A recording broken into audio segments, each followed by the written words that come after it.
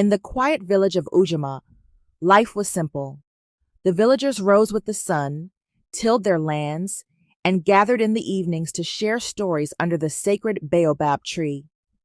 But one morning, something extraordinary disrupted their routine. At the edge of the village, near the forest where few dared to venture, a magnificent building appeared overnight. It was like nothing anyone had seen before. A salon with golden thatch for a roof and walls painted in deep crimson that seemed to glow. Above the door hung a shimmering sign that read, "The Enchanted Salon." Pinned to the central baobab tree in the village square was a letter written in gold ink. "To the beautiful people of Ujamaa, I invite you to a world of transformation. Come to the Enchanted Salon at dusk and discover beauty like never before. Yours, Madam Imani." The villagers were baffled. Who was Madam Imani? And how had this salon appeared without anyone noticing? Whispers spread quickly, especially among the women, who saw this as an opportunity to indulge in luxury. Baba Zuberi, the village elder, struck his staff against the ground. "This is not a blessing," he said, his voice filled with foreboding. "Beware the unknown. Such gifts often come at a price." But the villagers laughed off his warnings. That evening, a group of women, led by the beautiful Amina, decided to visit the salon, their excitement overpowering their caution. As they approached, the salon seemed alive, glowing softly under the moonlight. They were greeted by Madam Imani herself, a woman of breathtaking beauty. Her dark skin glowed, her eyes sparkled, and her smile seemed to pull them closer. "Welcome," she said, her voice smooth like honey. "Tonight, you will leave this place transformed." The women were seated in luxurious chairs, and the treatments began. Exotic oils were massaged into their skin, their hair was styled with golden combs, and their faces glowed with beauty they had never seen before. They laughed and admired their reflections in the salon's many mirrors, not noticing the shadows moving behind the glass. When the treatments ended, Madam Imani smiled and said, "You may leave now and let the world marvel at you." The women stepped out of the salon, their beauty radiant, but by morning, none of them had returned home. The next morning, the village woke to an unsettling silence. The women who had visited the salon were missing. Husbands searched frantically. Children cried for their mothers, and fear began to creep into the hearts of the villagers. "They must be hiding or playing some kind of trick," Juma, a farmer, said, trying to comfort his wife, Fatima. But as the hours passed, hope turned to dread. Baba Zuberi gathered the remaining villagers under the baobab tree. "I warned you," he said gravely.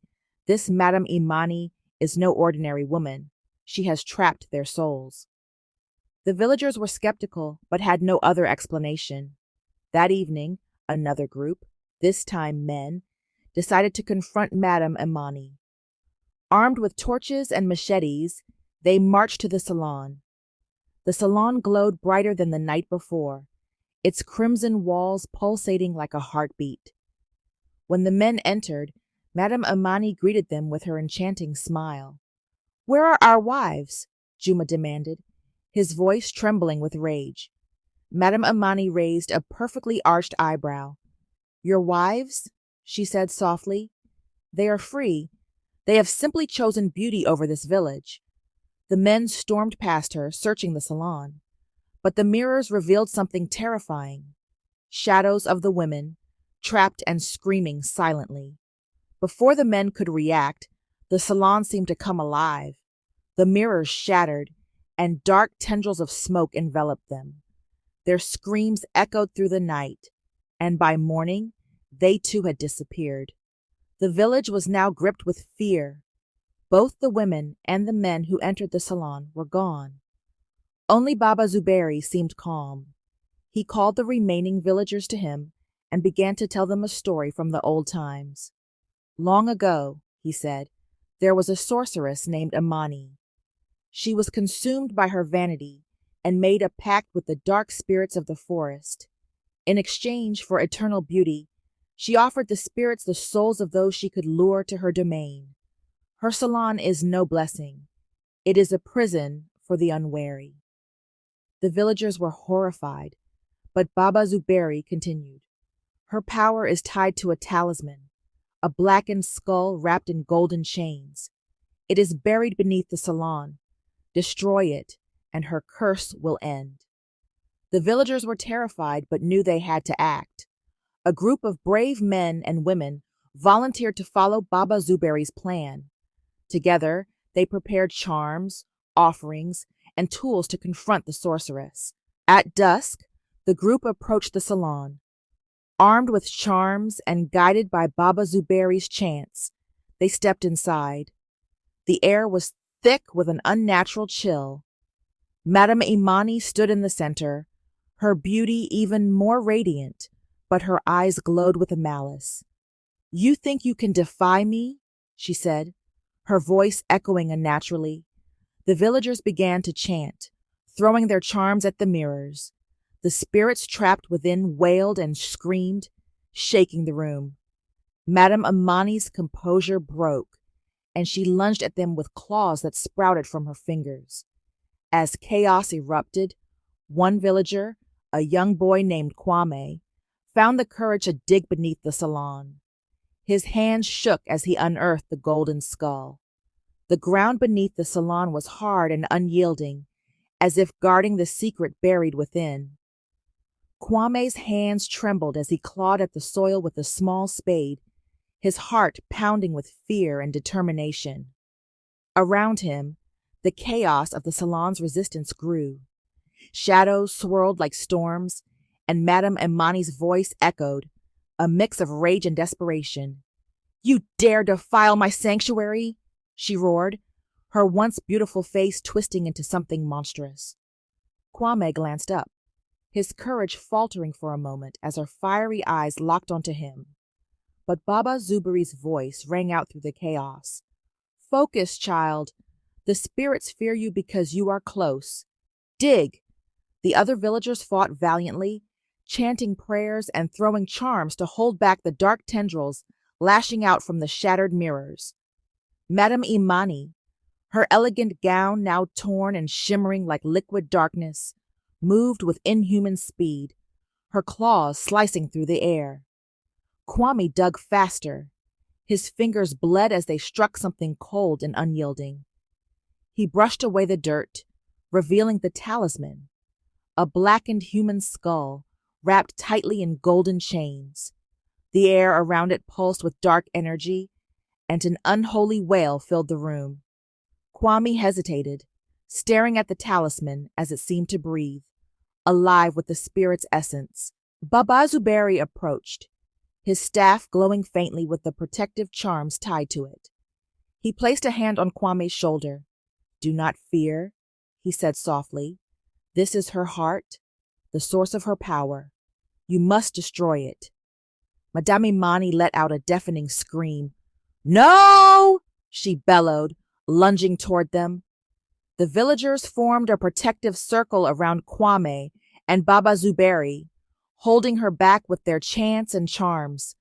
The spirits swirled violently, trying to reach the talisman and protect it. Kwame lifted the skull with trembling hands, feeling its unnatural heat.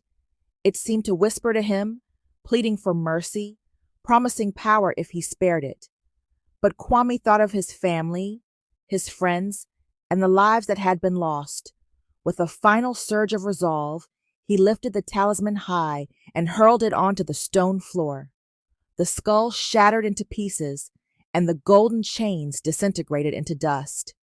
A blinding light filled the salon, and the shadows screamed as they were sucked into the fragments of the broken talisman. Madam Imani froze. Her glowing eyes dimmed, and her form began to crumble like ash caught in the wind. She let out one last anguished cry before disappearing entirely. As the salon fell silent, a soft glow began to emanate from the shattered mirrors. One by one, the spirits trapped within emerged, their forms gentle and shimmering. They were the missing villagers, women and men who had been lured into the salon and consumed by Madam Imani's dark magic. Amina was the first to speak, her voice trembling with relief. "We are free," she said, tears streaming down her radiant face. "Thank you." The freed spirits embraced their families, their joy palpable. Baba Zuberi knelt in prayer, thanking the ancestors and the spirits of the forest for guiding them through the darkness. The salon, once vibrant and alluring, began to decay. Its golden roof crumbled, and its crimson walls turned to dust. By morning, nothing remained but an empty patch of scorched earth. In the days that followed, Ujamaa slowly returned to normal, though the events of the salon lingered in the villagers' minds. Baba Zuberi gathered everyone under the baobab tree to recount what had happened and what they had learned. Madam Imani's power came from vanity and greed, he explained. She sought eternal beauty but paid the price with her soul. Let this be a reminder that true beauty lies in kindness and unity, not in appearances. The villagers nodded solemnly. Amina, who had been one of Madam Imani's first victims, spoke up. "I was drawn to her promises because I wanted to be seen as beautiful, but now I see that the love and support of my family are what truly matter." The younger villagers, who had once laughed at Baba Zuberi's warnings, now looked at him with respect. They realized the importance of listening to their elders and honoring their wisdom. The village worked together to heal the scars left by Madam Imani's curse. They built a small shrine where the salon had stood, dedicating it to the spirits of the ancestors who had helped guide them through the ordeal. Kwame became a local hero, admired for his bravery and selflessness. Though he was young, his actions had saved the village, and he was celebrated as a symbol of courage and determination. Baba Zuberi continued to share stories of the old ways, teaching the younger generation about the balance between light and darkness, and the importance of humility and gratitude. Years later, the story of the salon, where nobody left alive, became a legend in Ujamaa. Parents told it to their children as a cautionary tale, warning them against the dangers of greed, vanity, and trusting the unknown. The shrine remained a sacred place, visited by those seeking guidance and protection. Though the village had moved on, the memory of Madam Imani's cursed salon lingered, a reminder of the strength of unity and the power of wisdom. Ujamaa thrived, its people bound by the lessons they had learned and the bonds they had forged. The baobab tree, standing tall and eternal, seemed to whisper the tale to the winds, ensuring it would never be forgotten.